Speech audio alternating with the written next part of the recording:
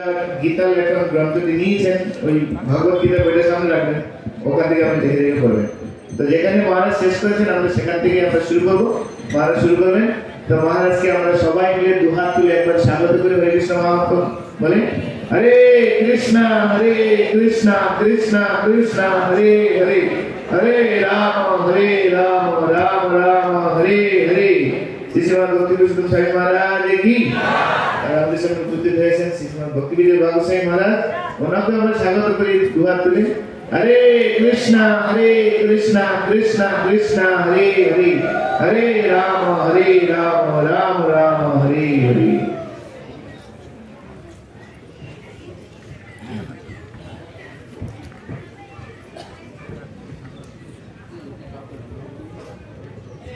हरे कृष्ण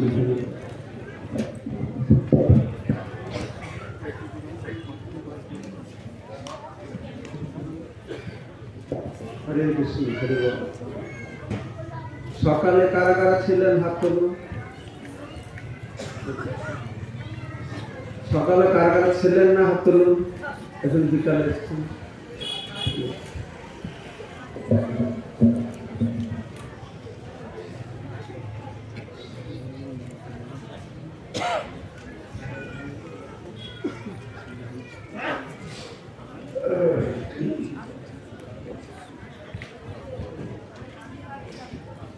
ओम अज्ञानतिमिरन्धस्य ज्ञानाञ्जनशलाकया चक्षुरुन्मिलितं येन तस्मै श्रीगुरवे नमः नमो विष्णुपदाय कृष्णप्रेष्ठाय भूतले श्रीमते भक्तिवेदान्त स्वामिने नामिने नमस्ते सरस्वती देवे गौरवाणी प्रचारिणे निर्विशेष शून्यवादी पाश्चात्यदेशतारिणे वंशाकल्पतरुभ्यश्च कृपासिन्धुभ्यैव च पतितानां पावनेभ्यो वैष्णवेभ्यो नमो नमः जय श्री कृष्ण चैतन्य प्रभु नित्यानंद श्री अद्वैत गदाधर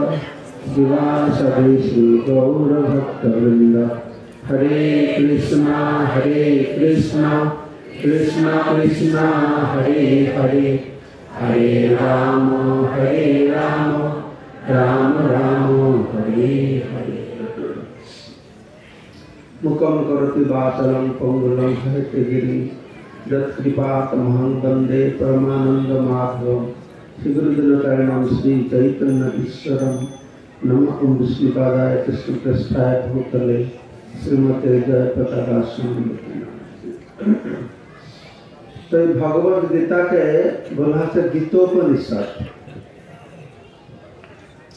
मान एटा के उपनिषदेर मत तो उपनिषदे की बला है वेद उपनिषद उपनिषद श्रुतिर एक अंश वेदे बेसी कर्मकांड बला है और उपनिषदे ज्ञान सम्पर्क बला है तो एखाने ज्ञानेर कथा बला है गीतार ज्ञान तो बला है जे भव कूपे जे मानुष जीव पड़िया कि कुआर भीतर पड़ी थकले से उद्धार पाबे कि करे ना ऊपर थके क्यों यदि रस्सी देवे से रस्सी के धरे से उद्धार पाबे तो आमार जो भवकूपे पड़िया तो भगवान एक गीता ज्ञान रूपक रस्सी आमादेरके दिएछेन किन्तु भगवान कृपा करे गीता ज्ञान रूपक रस्सी दिले कि हबे आमादेर ना धरी ताहले भगवान उद्धार करते पारबे ना আমরা ধরি জোর করে না ধরি তাহলে সে রসি থেকে আবার পড়ে যায় তো এই দুটো গুরুত্বপূর্ণ বিষয় মনে রাখতে হবে ভগবান কৃপা করে আমার অজ্ঞান অবিদ্যার মধ্যে অবস্থান করছে এই ভৌতিক জগতে আমাদের অবস্থান করবার কারণটা কি না অবিদ্যা, অজ্ঞান। কিসের সম্পর্কে অজ্ঞান? স্বস্বরূপ আত্মজ্ঞানের অভাব। আর আত্মজ্ঞানের অভাব থেকে আর একটি বিষয় হচ্ছে আমরা আমাদের দুঃখ সম্পর্কে জানি না। তাই ভগবত গীতা কৃষ্ণ বলছেন দুঃখকে জানা এটা হচ্ছে জ্ঞান। আমাদের জীবনের দুঃখ সমস্যাকে দূরীভূত করবার শক্তি তো নেই। আর দুঃখকে দূর করবো কি করে? দুঃখটাই তো আমরা বুঝতে পারছি না। জীবনের আসল দুঃখ সবাই ভোগ করে, কেউ চায় না, সবাই ভোগ করতে হয়। তো সেই রকম দুঃখকে কেউ জানে না। সেই ভগবানকে আমাদের চোখে আঙ্গুল দিয়ে বলে দিতে হচ্ছে শুধু দুঃখের সমাধানের উপায় না, দুঃখটা কি বলে দিতে হচ্ছে তাকে। জন্ম মৃত্যু জরা ব্যাধি দুঃখ দোষান দর্শন। তো বেদ উপনিষদ এ তো বিরাট ব্যাপার, তার ধারে কাছে আমরা যেতে পারি না। বেদের ধারে কাছে আমরা যেতে পারি না, উপরের ধারে কাছে যেতে পারি না। তো সাধারণ মানুষের জন্য ব্যাসদেব কি করলেন? এই মহাভারত রচনা করলেন। সাধারণ মানুষ, নারী, শূদ্র সবাই এই মহাভারতের মাধ্যমে তুই শিক্ষা পাবে। তো তার ভিতরে লোকে কি করেছেন? এই সুন্দর জ্ঞান, গীতার জ্ঞান দিয়েছেন ভীষ্ম পর্বতে 18 অধ্যায় থেকে 25 অধ্যায়ের 25 থেকে 42 পর্যন্ত। এই 18টা অধ্যায়ের মাধ্যমে সুন্দর জ্ঞান দিয়েছেন। এই জ্ঞানের বিভিন্ন উদ্দেশ্য রয়েছে। প্রথম শুরু হচ্ছে যে জীব কিভাবে শোক আর মোহ থেকে মুক্ত হবে, জীব কিভাবে আত্মজ্ঞান লাভ করবে, জীব কিভাবে ভববন্ধন থেকে মুক্তি লাভ করবে। সর্বশেষে জীব তার স্বরূপানুবন্ধী ধর্ম, তার স্বরূপ অনুসারে ধর্ম, সেই স্তরে পৌঁছে ভগবানের চরণ কমলে সম্পূর্ণ আত্মসমর্পণ করতে পারবে। এই মহাভারতের মধ্যে এই ভগবত গীতার জ্ঞান লুকিয়ে রাখা হয়েছে। তো এটাকে বলা হচ্ছে গীতোপনিষদ। এখানে কোনো যেরকম ভাগবতে মহাভারতে বিভিন্ন লীলার কথা থাকে, বিভিন্ন কাহিনী থাকে, তার মধ্যে মানুষকে বোঝাতে চেষ্টা করা হয়। কিন্তু গীতাটা উপনিষদ তো এটা খুব গভীর জ্ঞান। কেন? এই জ্ঞানাগ্নির দ্বারা আমরা কি করতে পারি? সংসার দাবানলকে নির্বাপিত করতে পারি। কিছুটা জ্ঞান আমাদের থাকা দরকার। সেজন্য সকালে আমরা শ্রবণ করলাম, আমরা আলোচনা করছি ভগবত গীতার প্রথম কথা, 2য় অধ্যায়। তো ভগবত গীতার এই 2য় অধ্যায়টা যদি ভালো করে বুঝতে পারবে, ভগবান কৃষ্ণ এই 2য় অধ্যায়ের মধ্যে অত সুন্দর করে বর্ণনা করেছেন। এই 2য় অধ্যায়টাকে বুঝতে পারলেই তার জীবনটা সুধরে যাবে। 2য় অধ্যায়ে কি বলেছেন? এটা নিষ্কাম কর্মের কথা বলেছেন। তো সমস্যা আছে, ভগবান 2য় অধ্যায়তে যা কিছু বলবেন যত সুস্পষ্ট করে বললেও 3য় অধ্যায়ে অর্জুন বলবে আমি কিছুই বুঝতে পারলাম না। শুধু সেটুকু নয়, অর্জুন বলবে তুমি কেন আমাকে এরকম বিভ্রান্তিকর কথা বলছো? শুধু বুঝতে পারলাম না যে বলবে তা না, দুটো অর্থ বা তুমি আমি কি করবো? আমি জ্ঞান মার্গ অবলম্বন না কর্ম মার্গ অবলম্বন করবো। 2য় অধ্যায় 3য় আবার জিজ্ঞাসা করছে। এইরকম অর্জুনকে বুঝাতে গিয়ে ভগবান 7ম অধ্যায় না 6ষ্ঠ অধ্যায় পর্যন্ত তাকে বলছেন দেখো ভাই, তুমি জ্ঞান করো, কর্ম করো, ধ্যান করো, যাই করো, এই নিষ্কাম কর্মকে ত্যাগ করতে পারবে না। সবার মধ্যে কর্ম রয়েছে, ভক্তির মধ্যে কর্ম রয়েছে, জ্ঞানের মধ্যে কর্ম রয়েছে, ধ্যানের মধ্যে কর্ম রয়েছে, যোগের মধ্যে কর্ম রয়েছে। সেজন্য আমাদেরকে ভগবত গীতা বুঝতে হলে এই দ্বিতীয় অধ্যায়টাকে ভালো করে বুঝতে হবে। সেজন্য সকালে আমি ভেঙে ভেঙে দ্বিতীয় অধ্যায় সম্পর্কে বর্ণনা করলাম, কিভাবে ভগবত গীতাকে দুটো ভাগে বিভক্ত করা হয়েছে। দুটো ভাবে কি বিভক্ত করা হয়েছে সকালে বললাম, কেউ মনে রেখেছ? হ্যাঁ, জোরে। সাংখ্য যোগ আর বুদ্ধি যোগ। সবাই একসঙ্গে বলুন ভালো। সাংখ্য যোগ আর বুদ্ধি যোগ মানে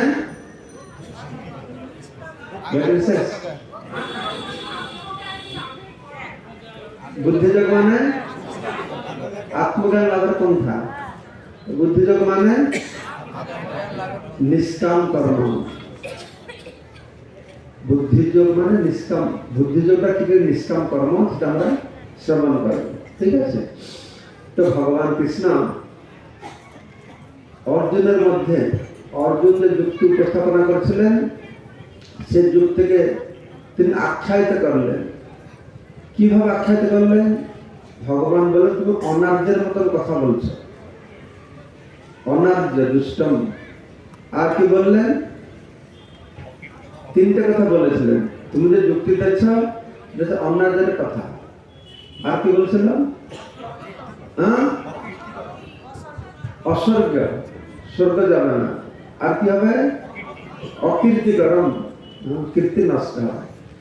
তো সেটাকে ভগবান বুঝিয়ে বলবে। তো এখন আমরা এইটাকে দাও, আমার এইটা দাও, স্ক্রিনটা দাও। এটা দেখুন, লেখাতে লিখুন। প্রথম আছে আত্মজ্ঞানের অভাব। আত্মজ্ঞান অভাব থেকে কি হয়?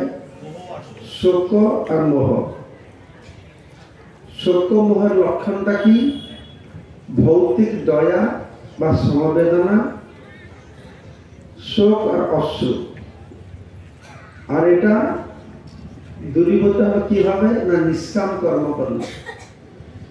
নিষ্কাম কর্ম করলে কি হবে? চিত্ত শুদ্ধি হবে। না, চিত্ত শুদ্ধি হবে।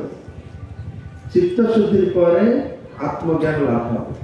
তারপরে কি হবে?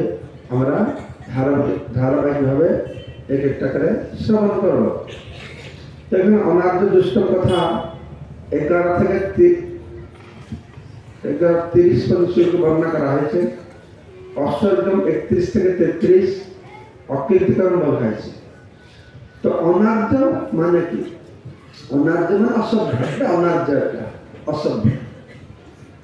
কিন্তু আর অনার্যের আরো গভীর অর্থ হচ্ছে, যারা জীবনের সর্বশ্রেষ্ঠ লক্ষ্য কি জানে, শুধু জানে না তা না, না জানা একটা, জানার জন্য আগ্রহ নেই থাকে আরেকটা। আমি জানি না, কিন্তু আমাকে আগ্রহ নেই জানার জন্য, সে আরো অবস্থা খারাপ নাকি? কেউ হয়তো জীবনের সর্বশ্রেষ্ঠ লক্ষ্য জানে না, সে তো মূর্খ। কিন্তু যারা জানার জন্য আগ্রহ নেই, সে হচ্ছে অনার্য। তার জানার কোনো আগ্রহই নেই। তো জীবনের সেই সর্বশ্রেষ্ঠ লক্ষ্যটি কি? সর্বশ্রেষ্ঠ লক্ষ্য হচ্ছে এই আত্মজ্ঞান। আত্মজ্ঞান লাভ করার লক্ষ্য, কিন্তু সর্বশ্রেষ্ঠ লক্ষ্য না। তার থেকে লক্ষ্য, বড় লক্ষ্য কি? না, আত্মাকে ভববন্ধন থেকে মুক্ত করা। তো এর অর্থ আর্য মানে যারা জীবনের মূল্যবোধ জানে। ভগবান বলছেন অনার্যের কাজ। তাহলে আর্যটা কি? না, যারা জীবনের মূল্যবোধ জানে। তো সেই অনার্য দুষ্টম নিয়ে আমরা এখানে আলোচনা করব। তো অনার্য দুষ্টম আমরা আলোচনা করব। তো নিত্য আত্মা, আমি সকালে বলেছিলাম আত্মা আর একটা কি? কে মনে রেখেছে? আত্মার বিপরীতটা কি? জোরে, অনাত্মা। তো আত্মা আর অনাত্মা দুটোই ভগবান বলবেন।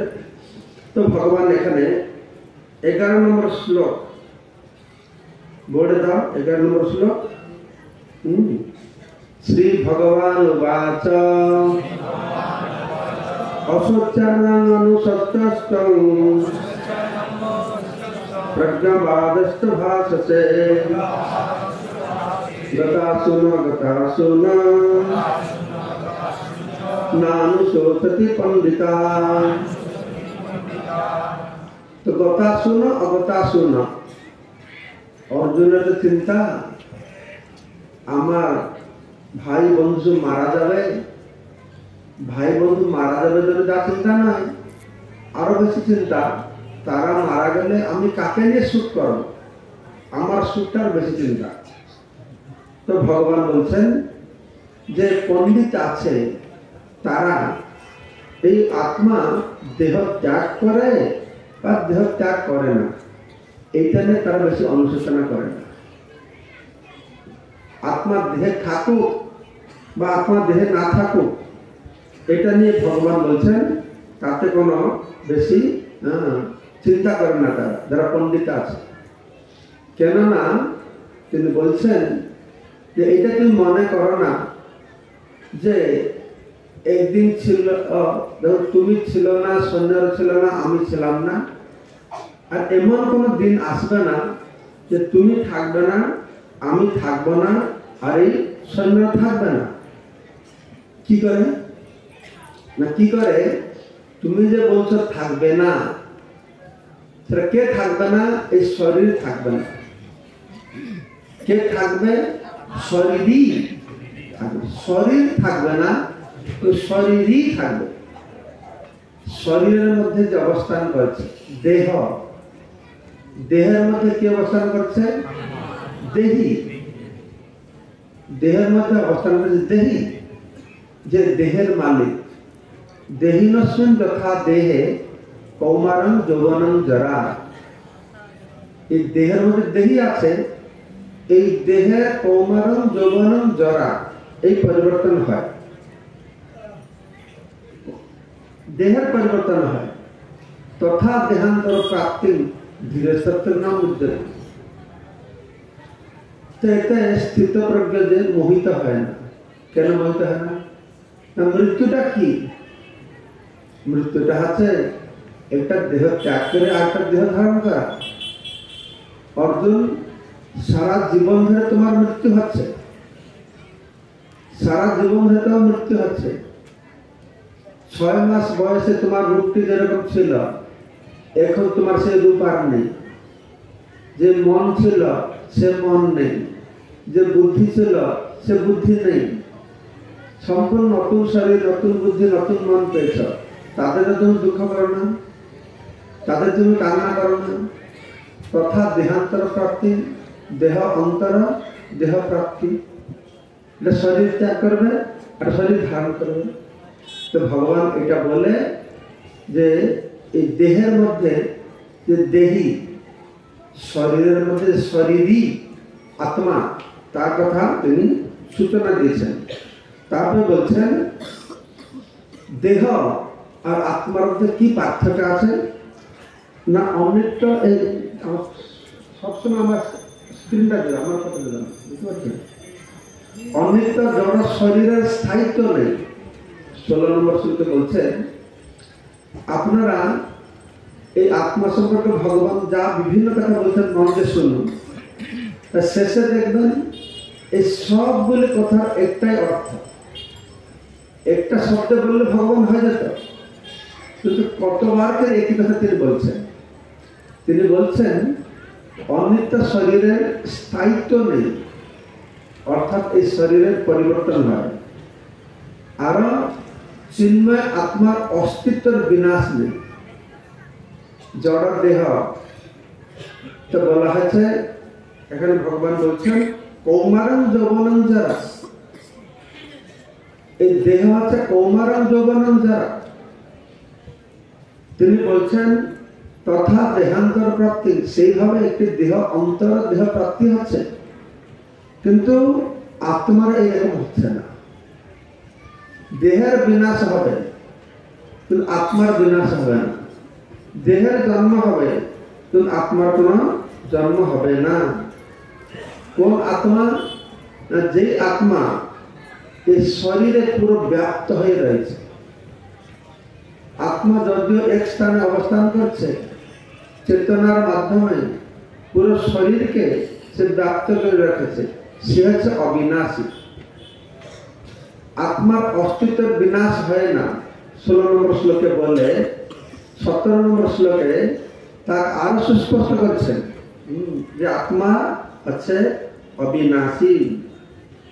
দেহিনস্মিন তথা দেহে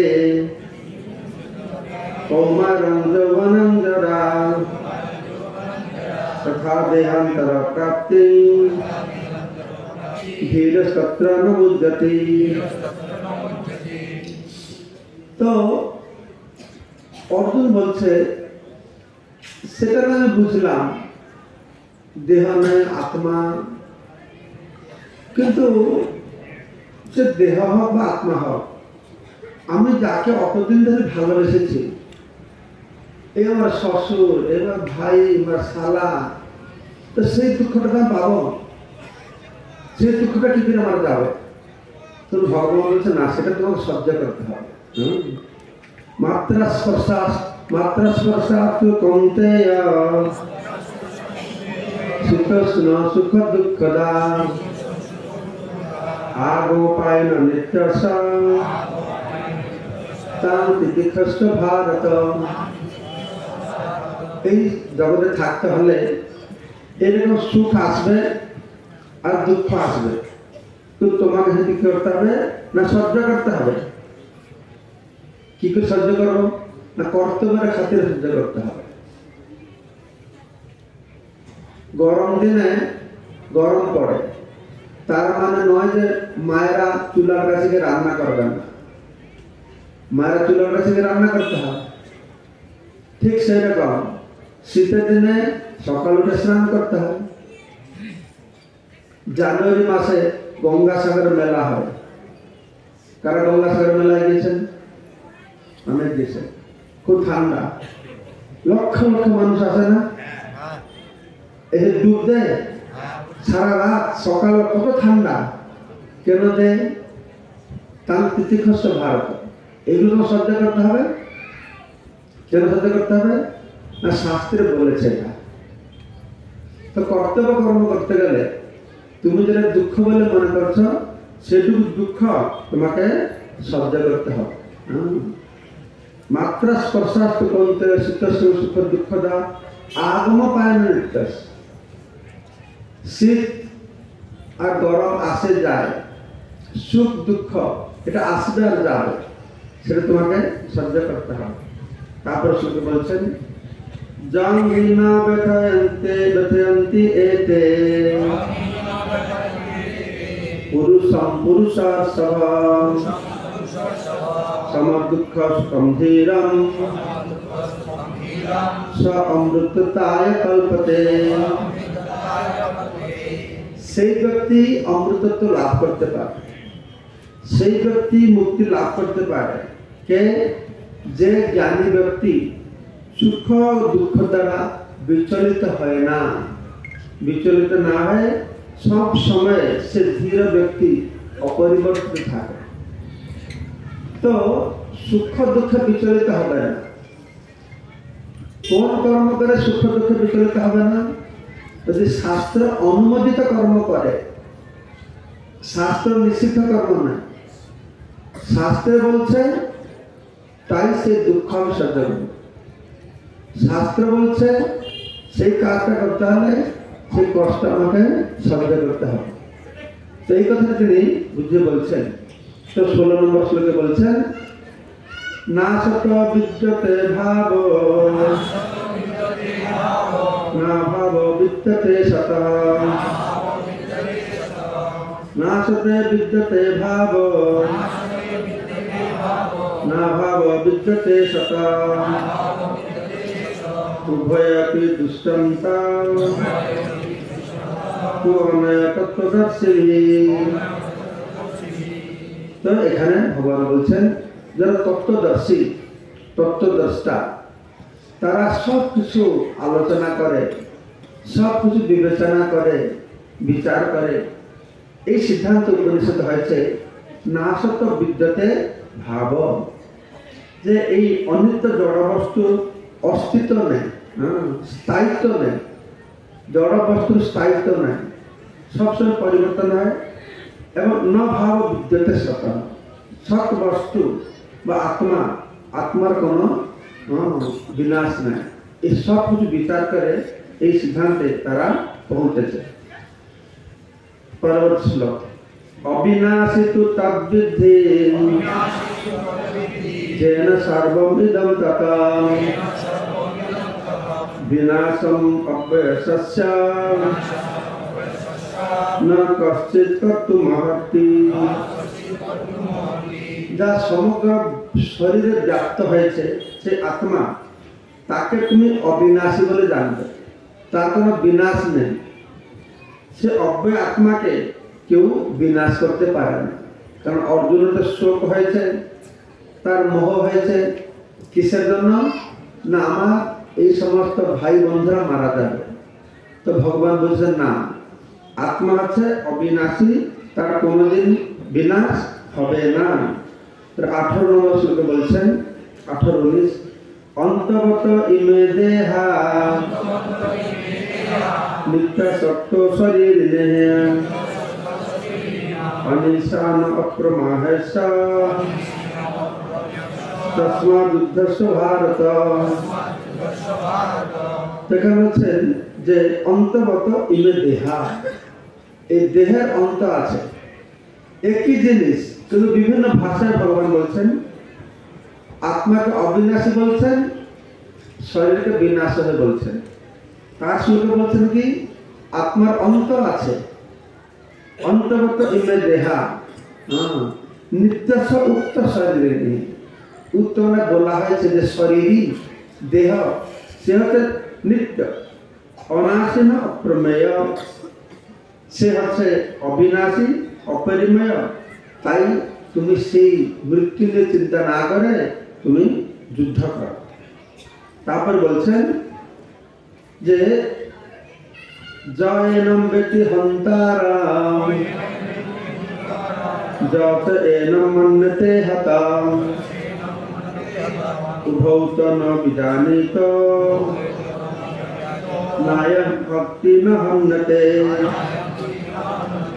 তো ব্যাপার হচ্ছে যে এই জীবাত্মাকে এনম বেতি হন্তারম, যে একে মনে করছে যে এ হত হয়েছে বা আত্মাকে হত্যা করে, তারা কোনোটাই জানে না, তারা আত্মা সম্পর্কে কিছু জানে না।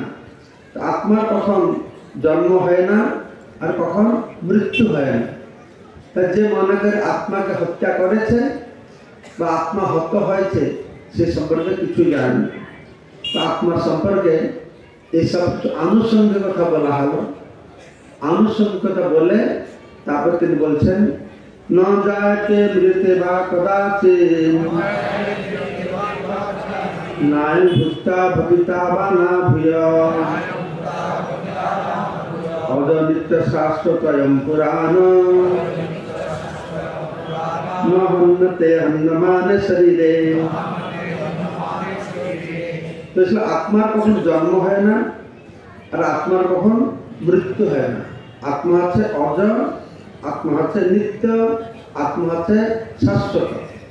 তো আত্মা এই যে নিত্য স্বভাব, এই নিত্য স্বভাব বলা নিত্য আর কাছে শাশ্বত। তো নিত্য আর শাশ্বত কি পার্থক্য আছে? নিত্য মানে কি? যা আছে সবসময় থাকবে। শাশ্বত মানে কি?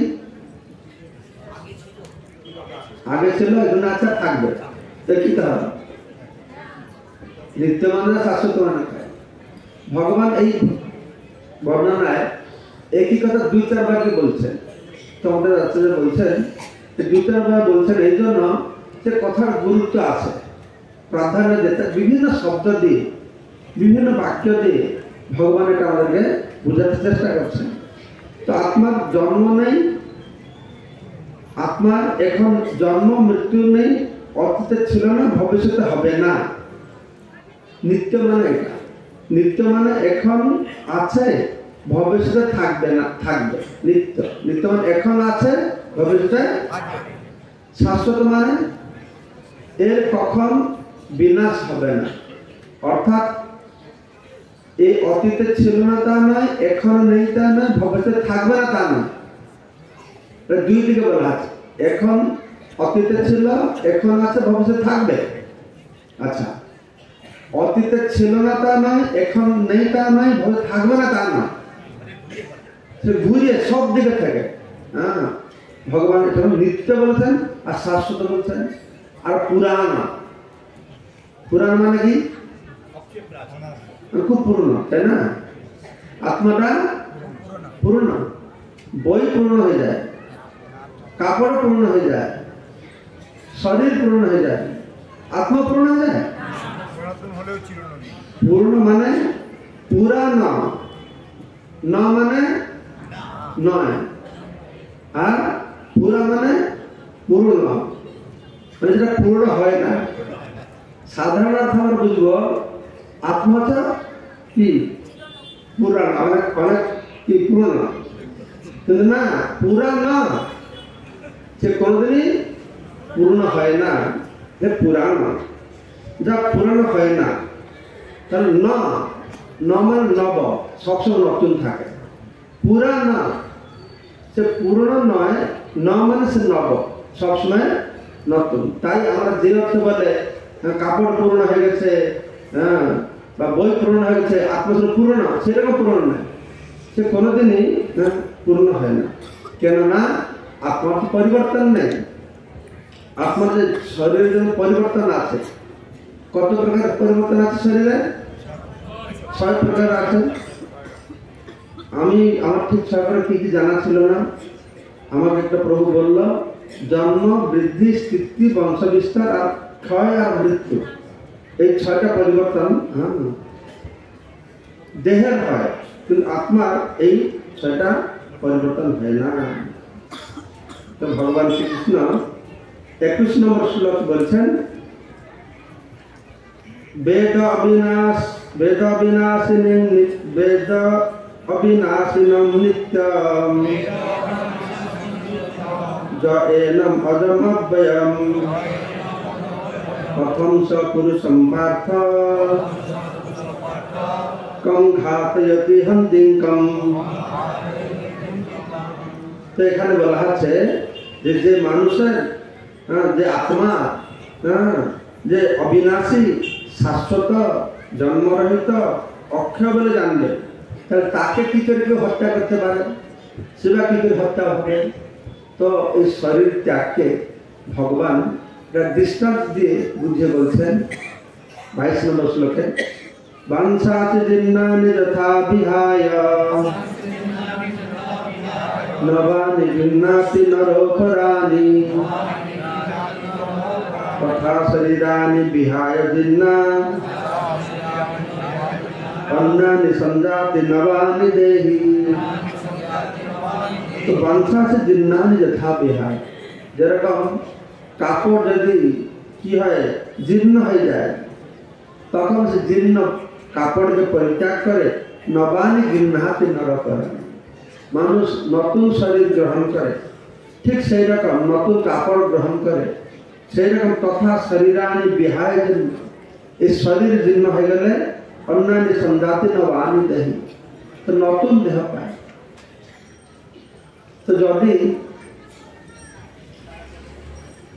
কেউটা ছিঁড়ে কাপড়, জীর্ণ কাপড় পড়েছে, তাকে নতুন কাপড় দিলে সে কি অনুশোচনা করবে, শোক করবে, কান্না করবে, না আনন্দ পাবে?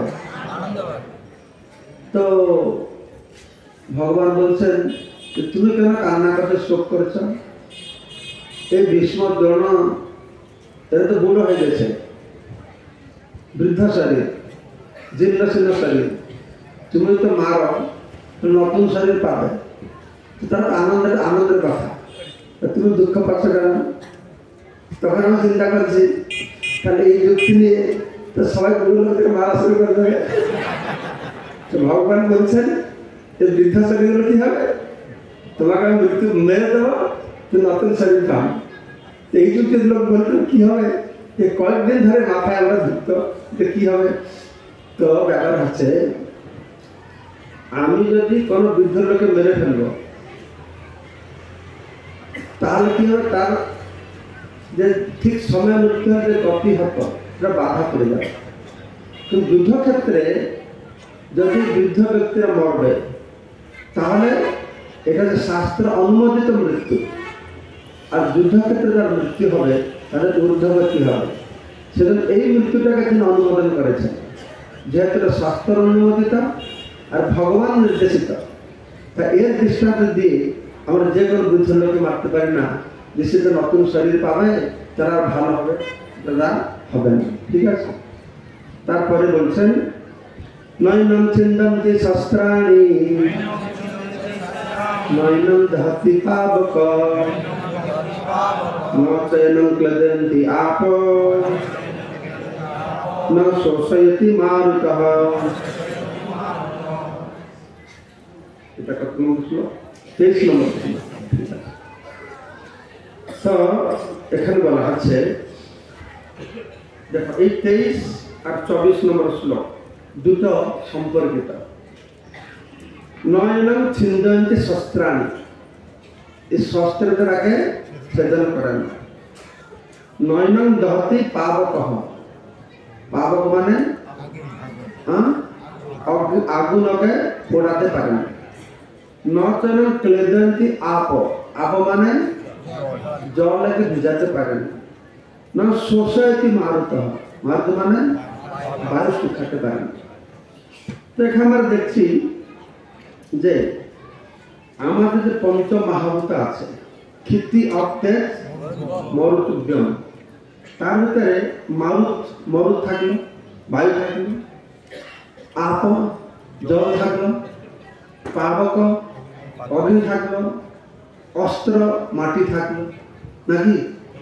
এই পাঁচটা আছে কি জড় উপাদান। এই জড় উপাদান দিয়ে আত্মাকে বিনাশ করা যাবে? আসলে বিনাশ করা যাবে না। নয়নম ছিন্দন্তি শস্ত্রাণি, তাই তাকে বলা আছে অচ্ছেদ্য। তারপরে শ্লোকটা বলা আছে কি অচ্ছেদ্য অয়ম অদায় অয়ম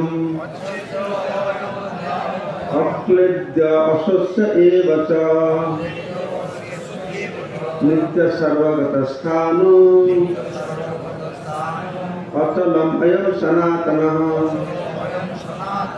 দেখো এই পূর্ব শ্লোকে বলল নৈনম ছিন্দন্তি শস্ত্রাণি, এই শ্লোকে বলল তাই সে অচ্ছেদ্য, তাকে ছেদন করা যাবে না। পূর্ব শ্লোকে বলব নৈনম দহতি পাবক, এই শ্লোকে অগ্রাহ্য, তাকে দহন করা যাবে না। পূর্ব শ্লোকে বলল নচ এন ক্লেদন্তি আপ, অক্লেদ্য। তারপরে পূর্ব শ্লোকে বলল ন শোষয়তি মারুত, সে অশস্য, তাকে শুকানো যাবে না। সে নিত্য চিরস্থায়ী সর্বগত, সর্বগত মানে সর্বত্র আর প্রতিটি জীবের মধ্যে প্রবেশ করতে পারে। সর্বগত সেটা পিপিলিকার মধ্যে প্রবেশ করতে পারে, হাতির মধ্যে প্রবেশ করতে পারে, আর ব্রহ্মার মধ্যে প্রবেশ করতে পারে। অপরিবর্তনীয়, তার 6টা পরিবর্তন হয় না। তেমন ভগবান বলে অচ্ছেদ্য, আত্মাকে অস্ত্র দ্বারা ছেদন করা যায় না। অদাহ্য, তাকে অগ্নি দ্বারা দহন করা যায় না। অক্লেদ্য, জলের দ্বারা ভিজানো যায় না। অশস্য, বায়ুর দ্বারা শুকানো যায় না। নিত্য, সর্বদা আছে ও থাকবে। সর্বগত, সর্বশরীরে সর্বত্র যেতে পারবে। স্থান, সবসময় সমান, তার পরিবর্তন নেই।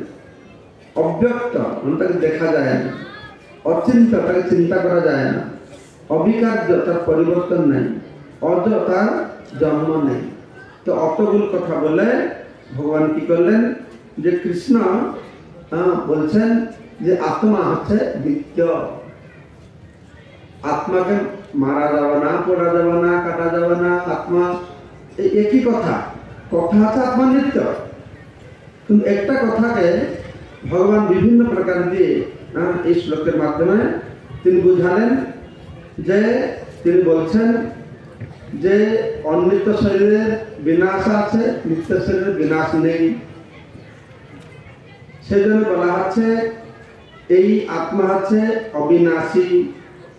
তারপরে বলা হচ্ছে দেহের অন্ত আছে, আত্মার অন্ত নেই। তারপরে বলা হচ্ছে যে বলে কেউ হত্যা করেছে, আত্মা কোনদিন হত্যা করে না বা আত্মা হত হয় না।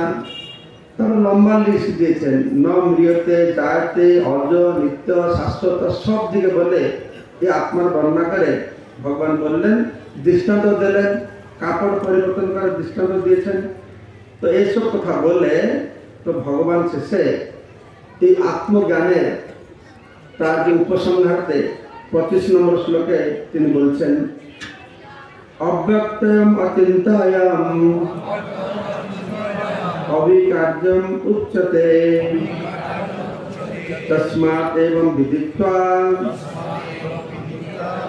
এনং ন অনুশোচিত মহর্ষি। তো এটা জেনে, এইসব জেনে তোমাকে অনুশোচনা করা উচিত নয়। শাস্ত্র থেকে আর নিজের মত পোষণ করে ভগবান অর্জুনকে বুঝালেন যে এই আত্মা, দেহ আছে অনিত্য, আত্মা নিত্য, সেজন্য কোনো চিন্তা করা উচিত না।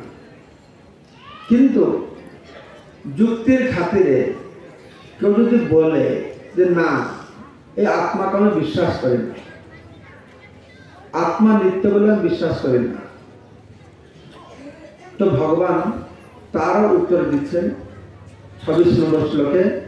একদিন অনাত্মার কথা বললেন, অতক্ষণ আত্মার কথা বলছেন, অনাত্মার কথা বলবেন। তো ভগবান শাস্ত্র প্রমাণ সহ আত্মার নিত্য স্বভাব সম্পর্কে নিজের মত পোষণ করেছেন। কেউ যদি তা মানতে না চায় তবে তার বিপরীত যুক্তিতে দেখে বলছেন, যদি আত্মার স্বভাব নিত্য না হয় তবুও তুমি শোক করে নিজের কর্তব্যকর্মকে পরিত্যাগ করা এটা ঠিক হবে না। কেউ কেউ মনে করে আত্মার শরীরের সঙ্গে জন্ম হয়, শরীরের মৃত্যু হলে আত্মার মৃত্যু হয়। এই যুক্তিকে যদি গ্রহণ করলেও শোক করার কোনো কারণ নেই। 26 নম্বর শ্লোকে ভগবান বলছেন, অথচ এনং নিত্যজাতম নিত্যবামন্যসে মৃতম তথাপি তুম মহাবাহো নৈনম শোচিত মহর্ষি। অথচ এনম নিত্যজাতম, এনম শব্দের অর্থ হচ্ছে এই শরীর, এই আত্মা, নিত্য বা মন্যসে মৃতম। তো তুমি যদি মনে করো আত্মার বারংবার জন্ম হয়, মৃত্যু হয়, তাতেও তোমার অনুশোচনা করাটা ঠিক হবে না। তো এই সম্পর্কে প্রভুপাদ বলছেন, আমাদের আচার্যরা, আমাদের সমাজে দুটো দর্শন আছে। একটা হচ্ছে লোকায়ত দর্শন, আর একটা হচ্ছে বৈভাষিক দর্শন। আমাদের ভারতে 9টা দর্শন আছে, তার মধ্যে 3টে নাস্তিক দর্শন, 6টা আস্তিক দর্শন। নাস্তিক দর্শন মানে যারা আত্মাকে মানে না, আত্মাকে তো মানে না, তার ভগবানকে মানার তো পছন্দ নেই। তো তাদের মতবাদ কি? লোকায়ত মতবাদ কি? লোকায়ত মতবাদ অনুসারে আত্মা বলে কিছু নেই, কিছু জড় উপাদান সেগুলো একত্রিত হয়, সেখানে আত্মার উদ্ভব হয় বা চেতনার উদ্ভব হয়। আর জড় শয়তান মারা গেলে আত্মার শেষ, আত্মা বলে আলাদা কিছু নেই। এই একদল লোক আছে, লোকায়ত বলে। আরেকদল লোক আছে বৈভাষিক, তাদের কথা অনুসারে আত্মা শরীর থেকে ভিন্ন, কিন্তু আত্মার প্রতি মুহূর্তে তার বিনাশ হয়, অর্থাৎ আত্মার পুনর্জন্ম নেই, আত্মার পুনর্জন্ম নেই। তো ভগবান দুটো যুক্তি দিয়ে অর্জুনকে বোঝাচ্ছেন, তুমি যে বলছ এরা সব মারা যাবে, কি করবে চিন্তা করছো, যদি তুমি মনে করো যে আত্মা বলে কিছু নেই, কিছু ভৌতিক বস্তুর মিশ্রণের ফলে আত্মার সৃষ্টি হয়েছে, তাহলে ভৌতিক বস্তুটা অভাব নেই, কিন্তু ভৌতিক বস্তুর মিশ্রণের ফলে আত্মার সৃষ্টি হলে তার চিন্তা করা কি দরকার? এই একটা যুক্তি। আরেকটা কথা আছে, আত্মা যদি দেহের বিনাশে আত্মার বিনাশ হয়, তুমি যে চিন্তা করছো মরে আমরা স্বর্গে যাবো নরকে যাবো, কোথায় থাকবে?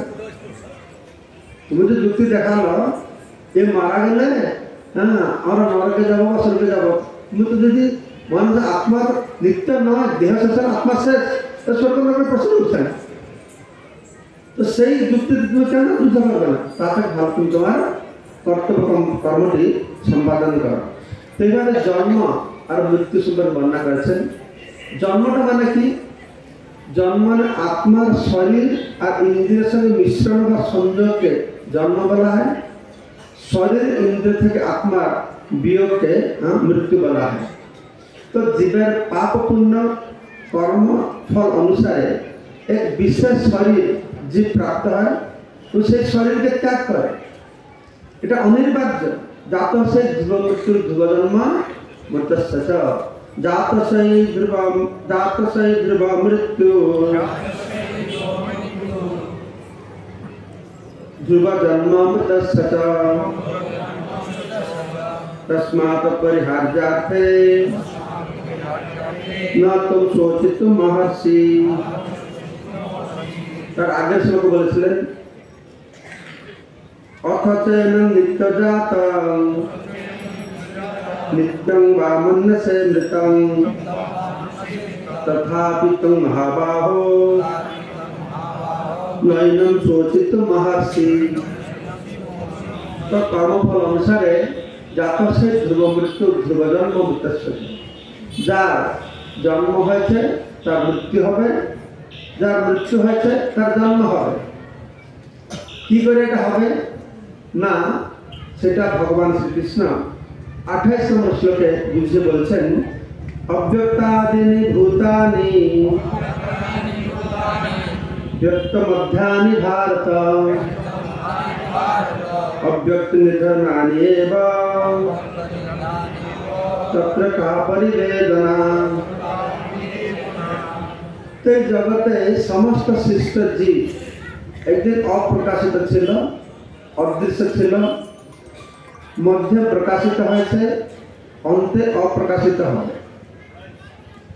এটা বলা আছে প্রতিটি ভূত, জীবভূত মহাভূত, যেরকম আমার এই শরীর এটা একদিন অপ্রকাশিত ছিল, তাই না? এখানে বলা আছে অব্যক্ত আদিনি, আদিতে এটা অব্যক্ত ছিল। এই শরীর যেটাকে আপনি দেখছেন এই শরীরটা ছিল না। তারপর বলা আছে ব্যক্ত মধ্যানি ভারত, এবার মাঝে দেখা যাচ্ছে অব্যক্ত নিধনা নিয়ে, পরে এটা অদৃশ্য হয়ে যাচ্ছে, এটা থাকবে না। শরীরের অবস্থা এরকম।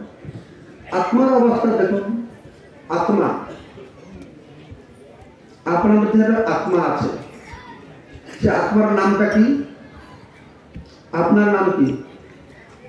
আপনার নাম কি বলছেন? আপনার নাম কি? আপনি বলুন। মুকুন্দ দাস। মুকুন্দ দাস, আপনার নাম মুকুন্দ দাস না? আপনার নামটা কি? মুকুন্দ দাস। আপনার তো নাম ছিল না, না? তা আপনার শরীরটা ছিল না? তা আপনাদের নাম আর সেটা প্রাপ্ত হয়েছে, আগে তো ছিল না। এগুলো নাম পেল, শরীর পেল, আর একদিন সেই নামও থাকবে, শরীর থাকবে। বুঝতে পারছেন? তো সেইভাবে বলা আছে অব্যক্তাদিনি ভূতানি ব্যক্ত মধ্যানি। আত্মার শরীরের অবস্থা যায় সমস্ত ব্রহ্মাণ্ড, এই সমস্ত ব্রহ্মাণ্ড, বিশ্ব ব্রহ্মাণ্ড যে আমরা দেখছি, পাহাড়, জঙ্গল, নদী, নালা, ঘর বাড়ি, এই সব ব্রহ্মাণ্ডটাই, ঘর বাড়ি তো বাদ দেন, এই ব্রহ্মাণ্ডটাই একদিন ছিল না, এই অপ্রকাশিত অবস্থায় ছিল, সূক্ষ্ম প্রকৃতির মধ্যে ছিল। তারপরে এখন প্রকাশিত হয়েছে, প্রলয় হলে কি হবে? সব অপ্রকাশিত হয়ে যাবে। সৃষ্টির সময় আকাশ, আকাশ থেকে বায়ু, বায়ু থেকে জল, জল থেকে অগ্নি, অগ্নি থেকে মাটি সৃষ্টি হবে। প্রলয়ের সময় কি হবে? মাটি ঢুকবে জলের মধ্যে, জলে ঢুকবে আগুনের মধ্যে, আগুন ঢুকবে বায়ুর মধ্যে, বায়ু ঢুকবে আকাশের মধ্যে, বাস শেষ হয়ে যাবে। তো এই হচ্ছে এই জগতের অবস্থা। তো আত্মা আর অনাত্মা এই দুটো বর্ণনা করে ভগবান বলছেন, খুব ইন্টারেস্টিং কথা। যে আমি তোমাকে অত আত্মার কথা বললাম, কিন্তু আত্মাটা এইরকম জিনিস। 29 নম্বর শ্লোকটা দেখাও। আশ্চর্যবৎ পশ্যতি কশ্চিৎ এনাম, আশ্চর্যবৎ বদতি তথৈব চান্নাম, আশ্চর্যবৎ তৈনম অন্ন শুনতি, শুদ্ধাপ্যেনম বেদ ন চৈব কশ্চিৎ। এই শ্লোকটা ইন্টারেস্টিং। কেউ কেউ আত্মাকে আশ্চর্যভাবে দর্শন করে, মানে বুঝে।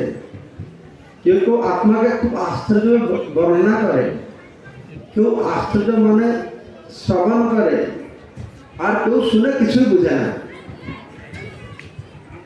কেউ শুনে কিছু বোঝে না, কেউ দর্শন করে, বর্ণনা করে যাচ্ছে, দর্শন করছে, শ্রবণ করছে, কিন্তু কিছু বুঝছে না। তো বলা হচ্ছে যে আত্মাকে এই সমস্ত হবে শ্রবণ দর্শন মাধ্যমে বোঝা যাবে না। কেউ কেউ আত্মাকে আশ্চর্যভাবে দেখে বা আশ্চর্য সহ দেখে, কেউ আত্মাকে আশ্চর্যজনকভাবে বর্ণনা করে আর আশ্চর্য সহ বর্ণনা করে, কেউ আশ্চর্য শ্রবণ করে, দেখার পরে, বর্ণনা করার পরে, শ্রবণ করার পরেও প্রায় লোক আত্মাকে বুঝে না। প্রায় লোক আত্মাকে বুঝে না, কেউ আত্মাকে বুঝতে পারবে না। একমাত্র সেই বুঝতে পারবে যে গুরু কৃষ্ণের কৃপা পাবে, সেজন্য প্রায় লোক বুঝে না। প্রায় লোক এই আত্মা নিয়ে বিভ্রান্ত, যে গুরু কৃষ্ণের যে কৃপা পাবে সেই একমাত্র এই আত্মাকে বুঝতে পারবে। তো এখানে বলা আছে কি 29 নম্বর শ্লোকে এই এনম শব্দটি বর্ণনা করা হয়েছে। আশ্চর্যবৎ পশ্যতি কশ্চিৎ এনম। এখানে এনম, এই এনমটার মানে কি? এই এনমটার মানে 20 নম্বর শ্লোক অনুসারে এই এনমের মানে হচ্ছে আত্মা। এই এনম যে বলা হলো 20 নম্বর শ্লোকে বলা হয়েছে ন যাতে মৃতবা কদাচিন। এই যে কশ্চিৎ এনম দর্শয়তি, তাকে আত্মারূপে দেখছে। তো 27 নম্বর শ্লোক অনুসারে এর অর্থ হচ্ছে শরীর। 27 নম্বর শ্লোকে কি বলা হয়েছে? যাতে সে ধ্রুবমূর্ত ধ্রুবজন, এই এনম শব্দের হচ্ছে শরীর। তারপরে বলা হচ্ছে 28 নম্বর শ্লোক অনুসারে এই এনম শব্দের অর্থ হচ্ছে আত্মা ও শরীর। এই দুটাইকে এটাকে বোঝা আছে। তো এইভাবে এই 29 নম্বর শ্লোকে যে এনম শব্দটা একই, কিন্তু অর্থটা পূর্ববর্তী শ্লোক অনুসারে আলাদা আলাদা হবে। 20 নম্বর শ্লোক অনুসারে এর এনম শব্দের অর্থ হবে আত্মা, 27 নম্বর শ্লোক অনুসারে এনম শব্দের অর্থ হবে শরীর, 28 নম্বর শ্লোকের বর্ণনা অনুসারে এনম শব্দের অর্থ হবে শরীর ও আত্মা। তো আত্মাকে নিয়ে মানুষ কেন আশ্চর্য হয়? তো আশ্চর্য হবে কি বাবা? কেননা আত্মাকে বলা হচ্ছে জ্ঞান, আর আত্মা জ্ঞানটা। আত্মা খুব সূক্ষ্ম, পুরো শরীরে ব্যাপ্ত। কি করে এটা হয়? এই যে পরস্পর বিরুদ্ধ গুণ, আত্মা শরীরের সঙ্গে যুক্ত আছে, কিন্তু শরীরের পরিবর্তনে প্রভাবিত হয় না। আত্মা শরীরের সঙ্গে যুক্ত, শরীরের পরিবর্তন হয়, আত্মার পরিবর্তন হয় না। আত্মা সম্পর্কে ভগবান যে সমস্ত গুণ বা লক্ষণ বর্ণনা করেছে, সে সব কিছু মানুষকে আশ্চর্য করে। এই জন্য একমাত্র গুরুদেবের কৃপায় যে নিষ্কাম কর্ম বা ভক্তিযোগে নিযুক্ত হবে, চিত্ত শুদ্ধি হবে, তখন সে কি হবে না এই সমস্ত বিপরীত লক্ষণযুক্ত আত্মাকে সে বুঝতে পারবে। আমরা দেহ নয়, আমরা আত্মা। কারা জানে এটা? এই জ্ঞান কাদের আছে? আমি আত্মা, এই জ্ঞান কারা জানে? তখন সব আত্মজ্ঞানী আপনারা, ঠিক না? আত্মজ্ঞান পেয়েছেন পাননি? আমি দেহ নয়, আমি আত্মা জানেন আপনারা, ঠিক না? নেই? তাহলে আপনারা আত্মজ্ঞান পেয়েছেন না পাননি? পেয়েছেন। যদি আত্মজ্ঞান পাবে তাহলে সুখ দুঃখের চিন্তা করেন কেন? আমাদের একটা ভক্ত ছিল, এখানে পাগল হয়ে গেছে বহু বছর আগে। তার মুরারিগুপ্ত কোনো আমাদের বিভাগের ডাইরেক্টর ছিল। তো আমাদের লং বিল্ডিং ছাতে ঘুরে জব করছে। তো পাগল ব্রহ্মচারীটা গিয়েছে, যে জিজ্ঞাসা করছে হয়ে গেছে প্রভু আপনি কে? তো আমি চিন্ময় আত্মা। সঙ্গে চাকরি চলেছে, তো তুমি চিন্ময় আত্মা, তাহলে ছাপে ফেলে দেবো তোমাকে। তো বলছি পাগল ছিল, কিন্তু ভগবান হয়তো পাগল হলে বলে বুদ্ধিমান না। তো দেখা যাচ্ছে আমরা জ্ঞানটা পেয়েছি আমি দেহ নয় আমি আত্মা, তো সেই উপলব্ধি আমাদের নেই। সেজন্য কেউ মারা গেলে আমরা কান্না করি, সুখ দুঃখে সকাল করতে হচ্ছে। তাহলে সেই জিনিসটা কি করে আসবে, সেই অনুভবটা কি করে আসবে? আমাদের জ্ঞান পেয়ে গেছি আমি দেহ নাম চিন্ময় আত্মা, তো সেইটা আসতে হলে বলা হচ্ছে কি চিত্ত শুদ্ধি না হলে এটা হবে না। তো চিত্ত শুদ্ধি কি করে হবে কেউ বলতে পারবে? সকালে অনেকে বলেছে হ্যাঁ নিষ্কাম কর্মের মাধ্যমে চিত্ত শুদ্ধি হবে। তো সেই নিষ্কাম কর্মটি কি জিনিস সেটা আমরা শুনবো এই আত্মা সম্পর্কে উপসংহারে। এই 30 নম্বর শ্লোকে ভগবান বলছেন দেহি নিত্যং অবধ্যায়ং দেহে সর্বস্ব ভারত তস্মাৎ সর্বাণি ভূতানি নতুম শোচিতুম মহর্ষি। ভগবান উপসংহারে বলছেন শরীরের মধ্যে নিত্য অবস্থানকারী এই আত্মাকে কখনো বদ্ধ করা যাবে না। তাই কোন জীবের জন্য শোক না করে অর্জুন তুমি তোমার কর্তব্য কর্ম এই যুদ্ধে তুমি কি করবে না যুক্ত থাকো। সেইভাবে ভগবান শ্রীকৃষ্ণ অর্জুনকে আত্মজ্ঞান দিলেন আর বুঝালেন অর্জুন তুমি যে যুক্তিগুলো পূর্বে দিয়েছ এটা হচ্ছে অনার্য দুষ্টম, এটা অনার্য। এই আর্য আত্মজ্ঞান দিয়েছেন। তো কালকে সকালে আমার অস্বর্গীয় শুনব, অস্বর্গ সম্পর্কে কি বলছেন, তো অকীর্তিকরণ সম্পর্কে কি বলছেন আমরা শ্রবণ করব। ঠিক আছে, জয় শ্রী প্রভুপাদ দেখি। তো আজকে সকালে গীতা লেখনের জন্য ফর্ম দিলাম, তো অনেক ভক্ত ফর্ম নিয়ে গেল। ওটা বুঝে নিয়েছে না বুঝে নিয়েছে আমি জানি না। ওরা আমাদের ফর্মটা নিলে একটা রেস্টুরেন্টে যেখানে প্রসাদ খাওয়া পাওয়া যাবে না আগে, তো সেটা নাই। কারা কারা ফর্ম নিয়েছে হাসপাতাল এখানে এসেছে তো আসলে